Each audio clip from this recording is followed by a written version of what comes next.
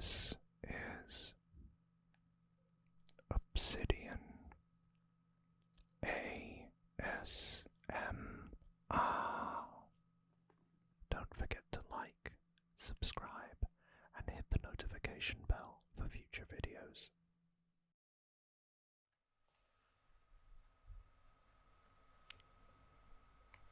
Welcome back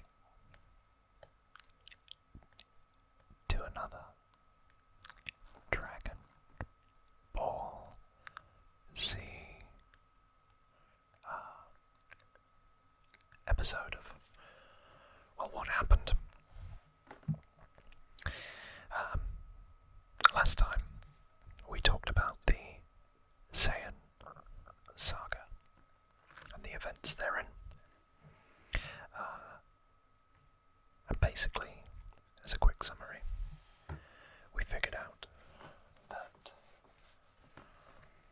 the majority of the Z Fighters, which is Goku's friends, were killed by Nappa, and Goku was in a pretty bad state because of his big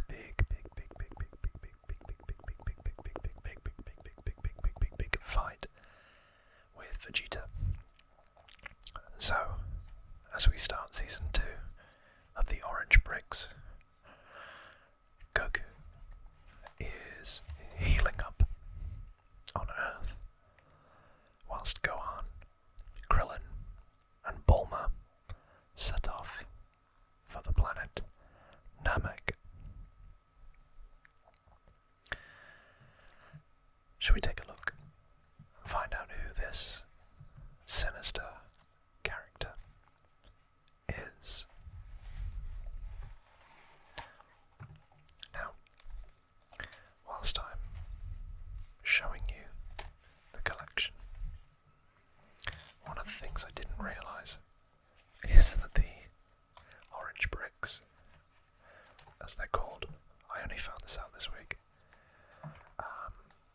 are not very well liked in the fan base because of the way Funimation did the remaster from the originals, and apparently that's because the aspect ratio, like that, of old TVs was more of a box. I think 16 by 9, I think. Whereas what you're watching on is more of a wide screen. But due to the age of the show, it was originally broadcast with the intent of the box, not the widescreen. I'll make that a thing when I say widescreen. So, in order to combat that, Funimation zoomed in on the animation slides, which led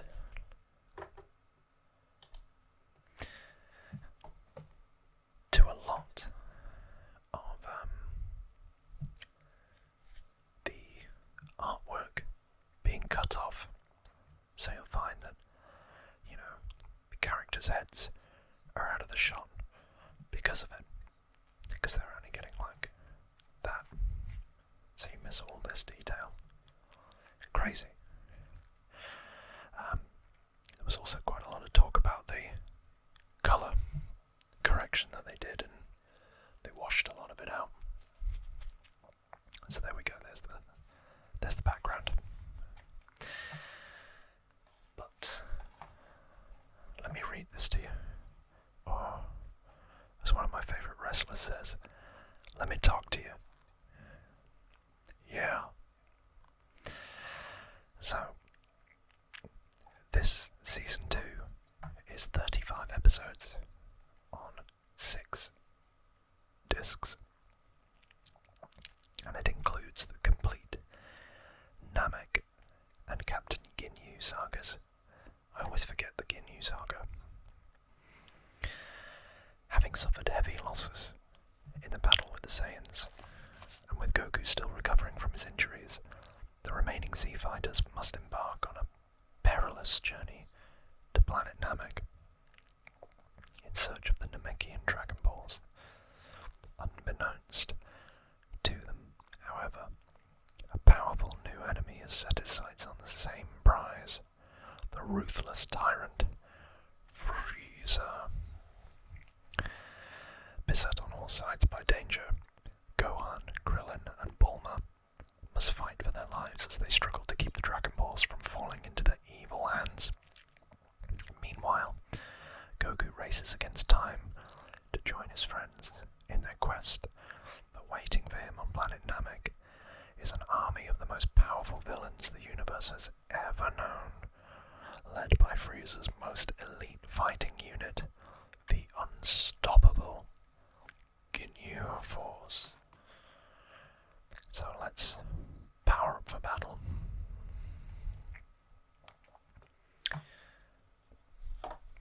Okay. Opening up the leaflet. And what I will say for these is I do think they're beautiful. If you're into this sort of thing, it's just a shame that people don't like the new aspect ratios. It's the last time I'll talk about them. Sorry. So we've got Goku, Krillin, or Kuririn, Gohan, or Rice, as his name translates to, and Bulma, sporting one of her most iconic looks.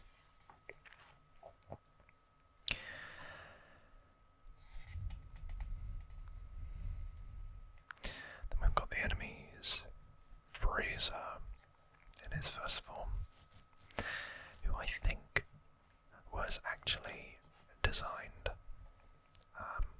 or the personality was designed very much on an evil real estate agent, because real estate agents in Japan are not very well liked, to put it mildly.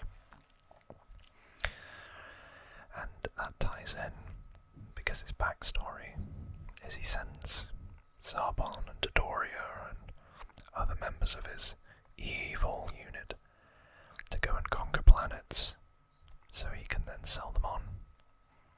But yeah, one of the most iconic villains in anime, and I think in definitely in Dragon Ball. Most people think of Goku and Frieza, and I think Super and a lot of the later parts of Super are using Frieza as a recurring character and a bit of an anti-hero, which is quite funny because that's what they did with Piccolo and Vegeta. Let's read his bio though. Frieza is the most powerful and evil being in the universe, with no rival being even close to his strength. Upon learning about the legendary Namekian Dragon Balls, Frieza is consumed with a desire to obtain them, to summon the eternal dragon and gain his wish for immortality. Then he can rule the entire universe, unrivaled, forever.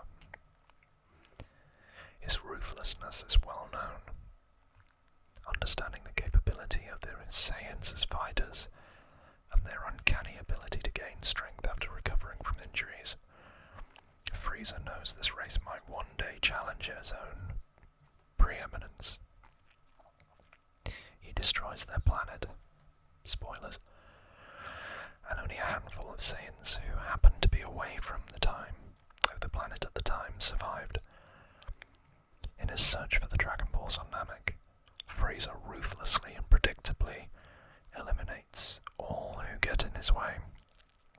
The very mention of his name strikes dread and fear in the hearts of all those who have heard of him, prompting King Kai to warn Goku not to even think about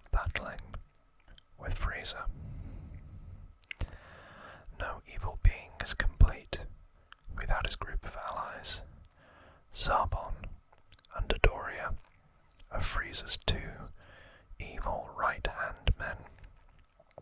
They carry out his requests promptly, efficiently, and without question. They know Frieza's character too well. Frieza also has an elite fighting force known throughout the universe as the Ginyu Force. Individually, they are all stronger than any warrior on Earth, including Goku. Together, they combine to be unbeatable. So Zarbon is quite a supposed pretty boy. Has quite a languid tone to his voice, whereas Dodoria's, I always think of Dragon Ball Abridged when I think of Dodoria. Zarbon is one of Frieza's right-hand men. He's a very handsome green-haired fighter who even catches the eye of Bulma, despite the fact that he's one of the bad guys. She's got a thing for bad guys. Zarbon cannot keep up with the flawless appearance forever, though, as he has to transform into a huge reptilian-like creature to fight Vegeta. And Dodoria is one of Frieza's top two henchmen. He's a large pink alien with spikes on his head. Great description. 100% whoever was writing that knew everything about the series. While chasing Gohan on Namek, he runs into Vegeta. Great job. Vegeta, the bad guy. He's so cool. He's probably one of my favourite, if not my favourite character in Dragon Ball Z. I don't know why, I just loved and loved the character arc that he goes through over the series. But we met him in the last episode. So the Ginyu Force, I want to know, can you name in the comments all 5 members of the Ginyu Force? I think I can. And I don't think it tells you the name there. So, 1, 2, 3, 4, 5. Can you name them? I'll give you 5 seconds. Ready? 5, 4, 3, 2. That's 2. 1.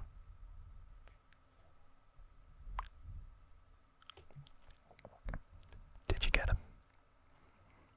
I hope so. So we've got Raccoon, who was always one of the worst people to fight on Budokai 3. Goldo, Berta, Jace, with his Australian accent. G'day everyone, I'm Jace. That kind of thing. And then Captain Ginyu. Ta-da. Well done if you got all 5. Because there they are. See, I got it right. Ginyu, Berta, Raccoon, Jace, and Goldo.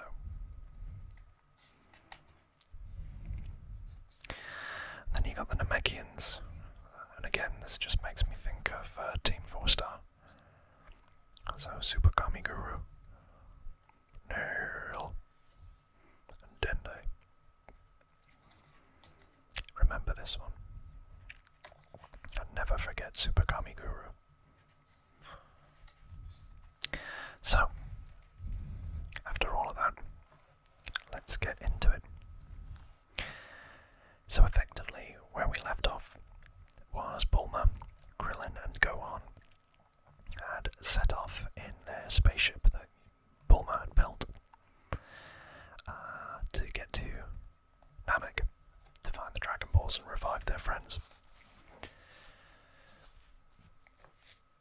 in the first episode it's a bit filler, where they just fight some, kind of unimportant aliens or whatever in space, but then they think they have landed on Namek, and they go and they find some Dragon Balls and a Namekian named Righty, and they help them gather these Dragon Balls on Namek, and Righty introduces them to a friend called Zakro, or Zakro. You tell me in the comments. Goku is, in this episode, gets out of hospital and starts to train again. This felt like ages when I was watching it, but it doesn't, I guess it doesn't take that long, I guess. So they find out that Zakro and Righty are in fact shapeshifters, and they have been stranded on planet Namek, which isn't planet Namek, for years, and they've been looking for a way to get off. So they're trying to steal Bulma, Krillin, and Gohan's spaceship, which they almost do. This also reintroduces Vegeta and his arc for revenge. So they finally get away from the fake Nameks, or Namekians, and make their way and reach Namek, where they run into Vegeta, who is also looking to gather the Dragon Balls on Namek so he can wish for immortality. So now you've got a quite interesting race on, where you've got three factions all looking to get the Dragon Balls for either nefarious or paragonic intentions. So quite quickly they introduce Frieza, as he is being a bit of a tyrant, go figure, and terrorizing the locals, asking them where the Dragon Balls are, and they don't tell him.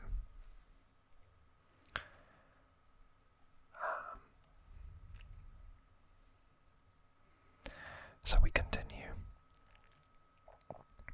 down the Namek defense. And so the race continues. And over the next couple of episodes, while Goku's training back on Earth, Vegeta, Frieza's minions, and our heroes, the Z Fighters, go around trying to find the Dragon Balls first. It's a race against time, effectively. Where Dodoria starts chasing down people like Gohan and Krillin. However, he bumps into Vegeta, and immediately he kind of plays Vegeta off as inconsequential, not a threat, all that kind of stuff. But little does he know that since Vegeta took an absolute ass-whooping on Earth and almost died, he has come back stronger, as is the trait of a Saiyan. Then we get a bit of a filler episode with Goku, where he's out in the stars and he's having to basically fix his ship to get to Namek. They did this because they were waiting for the manga to move forward, so there is quite a lot of filler in this.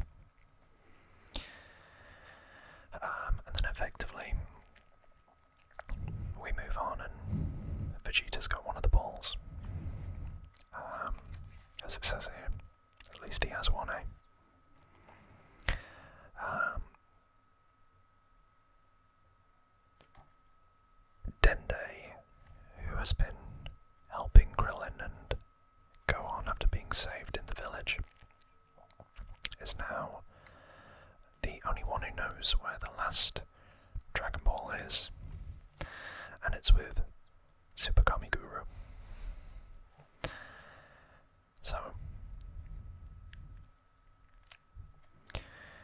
King Kai warns Goku not to fight Frieza, whereas Vegeta, having killed Dodoria, now is facing off against Pretty Boy Zarbon. Now, Zarbon is quite cocky about it, but ultimately he has to power up into that reptilian form that we were talking about earlier, and still doesn't get the better of Vegeta, who has now clocked up 2 quite impressive wins, bearing in mind these Zarbon and Dodoria are Frieza's right-hand men. So, Super Kami Guru gives Krillin the 1-star ball, and with that, all of the balls, all Namekian Dragon Balls, have been located. Again, this is a bit of a filler episode where Piccolo is training with King Kai and the rest of them. Vegeta did take a bit of a battering with Zarbon though, so they're now starting to, or Frieza's men have decided to revive him because they didn't realise he was being a bit of a treacherous Saiyan.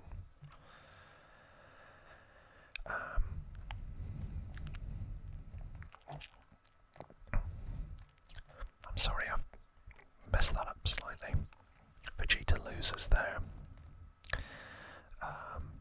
and Zarbon survives up until chasing after Krillin's Dragon Ball. I think that is where Zarbon dies on Gohan the Hunted. Whereas Vegeta has now taken possession of the ball. This is a really long-winded chase. It's good, but it does take a while.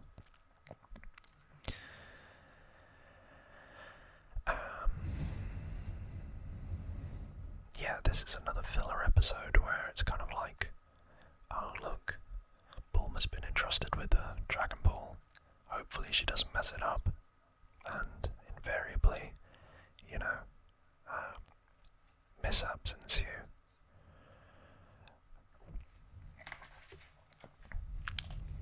And that continues with Bulma's big day, which again, you can probably tell that this is filler. But it's still, it's alright. So Guru unlocks the potential of Gohan and Krillin, so it makes them a little bit more powerful.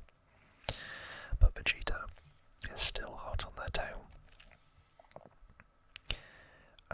Not willing to give up the chase and his chance at immortality. But the Ginyu Force have arrived. So now, rather than chasing Krillin and Gohan, Vegeta has to form an uneasy alliance, as it says there. Because basically the Ginyu Force should be able to rip them apart and make Zarbon and Dodoria look like nothing. Pretty sure Goldo gets killed pretty quickly. And then steps up Raccoon.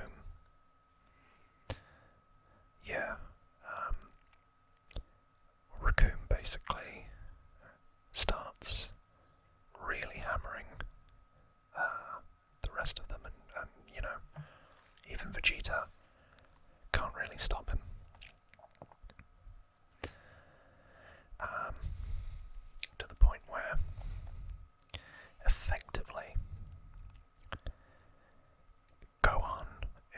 last one standing against Raccoon, who's taken out Vegeta, who, by the way, has killed Dodoria and Zarbon at this point, and Krillin. He's just Krillin. At least he turns up. So Gohan's there, about to get absolutely nuked by Raccoon, when Goku arrives. Shock horror. So basically, he turns up and he starts kicking ass. Raccoon is dealt with, I think. And then, in the last episode, I think... Oh no, we still got more. And then he quickly turns his attention to Jason Berta, who are two of the quickest warriors in the galaxy. Or so they say. Vegeta at this point is starting to worry that Goku has become a legendary Super Saiyan. So Jason Berta get destroyed. And then it's all down to Captain Ginyu. So Goku and Ginyu start an incredible fight, which is sadly overshadowed by what's to come. But it takes a lot out of Goku, and it takes a lot out of Ginyu, to the point where Goku's just about got him beat. But Ginyu uses his signature move, switching bodies, and takes Goku's body from him, with Goku now transferred into Ginyu's body. Are you with me? So they just switch. With that, I'm summarising about 3 episodes here. So while that's going on, Frieza's decided that, hey,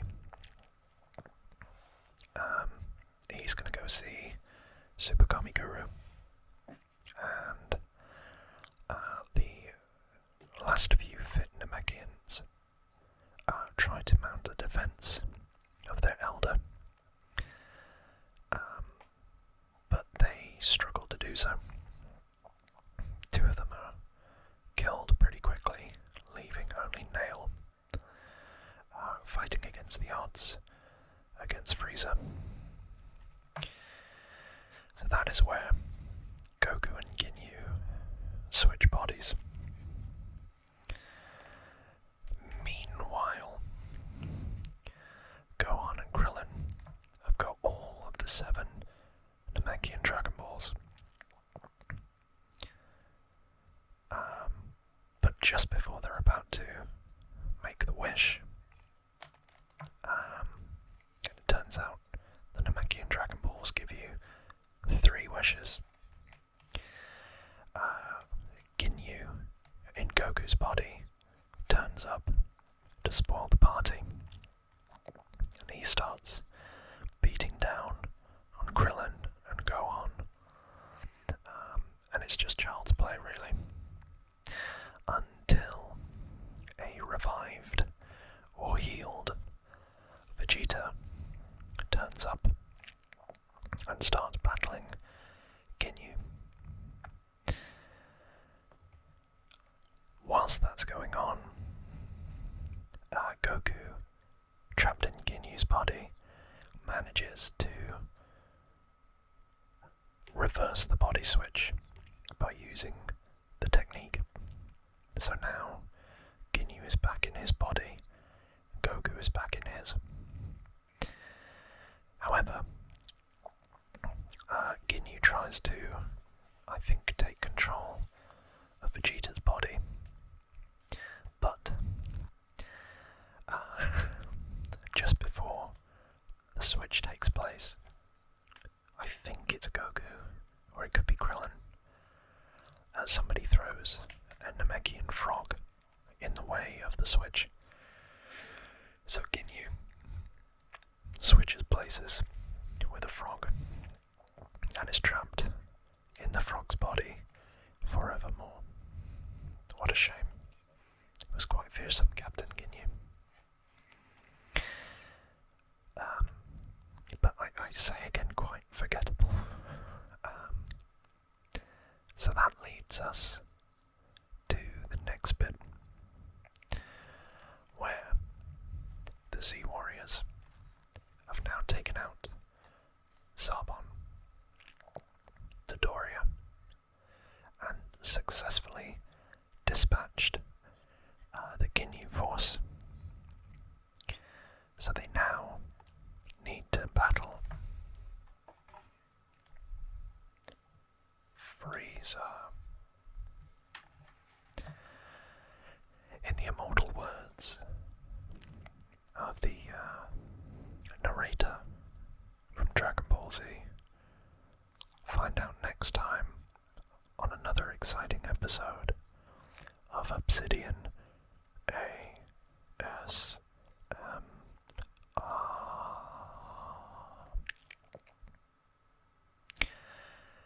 Thank you all for watching and spending time reliving or understanding what happens in the Dragon Ball Z series. I look forward to hearing from all of you in the comments, and again, thank you so much for all of your support over the last couple of months. It has been phenomenal. So with that being said, I'll see you all on Tuesday. And remember, as always, take care of yourselves and each other.